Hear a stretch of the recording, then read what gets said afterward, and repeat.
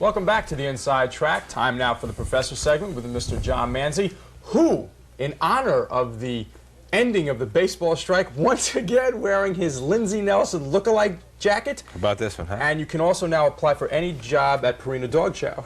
Maybe I could play for the Nets and the Rangers. This is quite an interesting jacket. I don't want to go... You know why this is the truth? I got this from Carlo's restaurant. It was a tablecloth there. I believe it. Good to be here, though, Suss. Thanks for welcoming me. Okay. We're going to go up the road to take a look at one of the most expensive and one of the richest races, probably the richest race in harness racing, that being the $2 million Woodrow Wilson pace.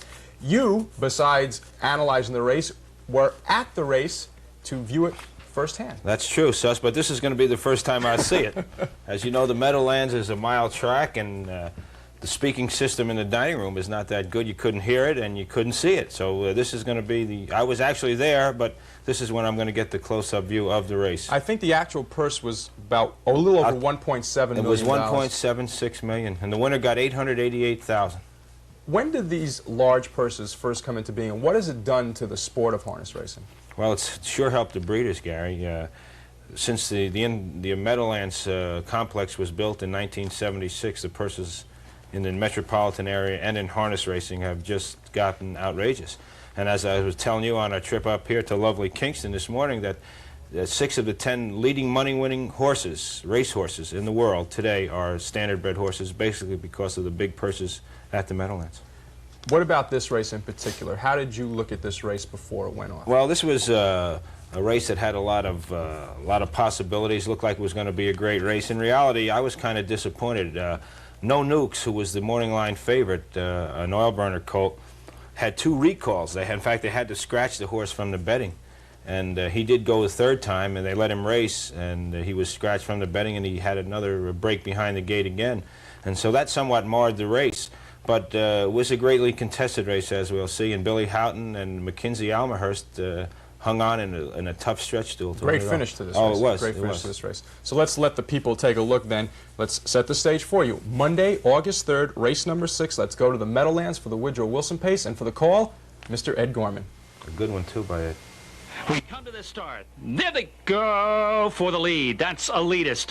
Being joined by Lon Todd Hanover. Up on the outside is Apollo's Way. Quickly through along the rail to join the leaders is Warren Hanover. Those 4 tightly bunched on the front end. Temujin stays tucked in along the rail, side by side with Solid Fuel in 4th and 5th. Apollo's Way joins with Paulsboro. 2-3 back to McKenzie Almahurst. Then it's Force Major. Down on the rail is Technical Foul, next Ideal Society, followed by Icarus Lobel, and last is No Nukes. By the quarter in 29. Swing down the back stretch. Up top, that's Lon Todd Hanover by just a length. The leadist now comes alongside strongly and is going to go right up to join the leader.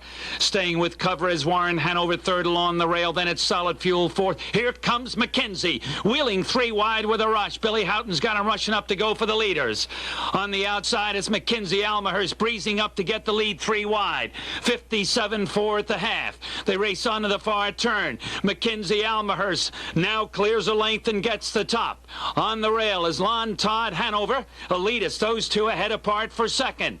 As they come off the turn, circling up on the outside. No Nukes from dead last has wheeled in the 4th and is coming after them. As they swing into the turn, Icarus Lobel also rushes up. On the outside, coming on, Icarus Lobel. 4 across the track. They turn home. McKenzie Almahurst owns it by 2.5.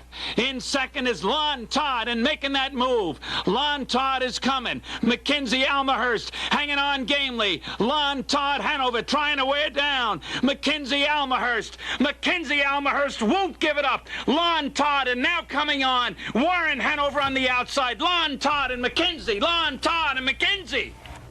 56-1. The crowd certainly got a stretch run for their money. That was a great duel there. As you saw, too, a horse closing at the far outside, or late in the race, I should say, is Apollo's Way, and Shelley Goodrow, and he was kind of shuffled back at the top of the stretch. He was finishing the strongest, but Houghton's horse was game, and the horse came to him, Lon Todd Hanover, but he couldn't hit him.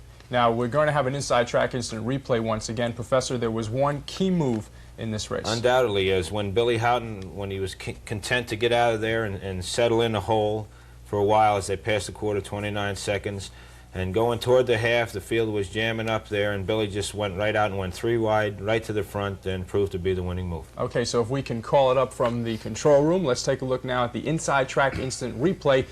Woodrow Wilson and John will explain exactly what Billy Haughton did with McKenzie Almahurst. With cover as Warren. Okay, Billy was sitting back about 8th or 9th, and he saw the pace there was not going to his liking, so he whipped right out, went 3 wide. The Bee Gees' Bunny Cole went right on to the front. He was a winner last week in 56, and he knew his horse could go back there, and Billy fed him the racetrack, and he grabbed the front, and that was all it was. That's all she wrote, and she held on for the And that's victory. him. He's a tough one. We talked earlier about the money and what it's done to the sport. I would imagine that not only do the breeders like the amount of money, but obviously the drivers have to be very, very happy. The drivers get 5% right off the top, and of course the owners too. What about the owner owner of Lon Todd Hanover, for instance? He picked up $444,000 for being second. That's $500,000, and that's when a loser is sometimes a winner. In that case right there, it was anyway. And that's an excellent lead into our next race. Speaking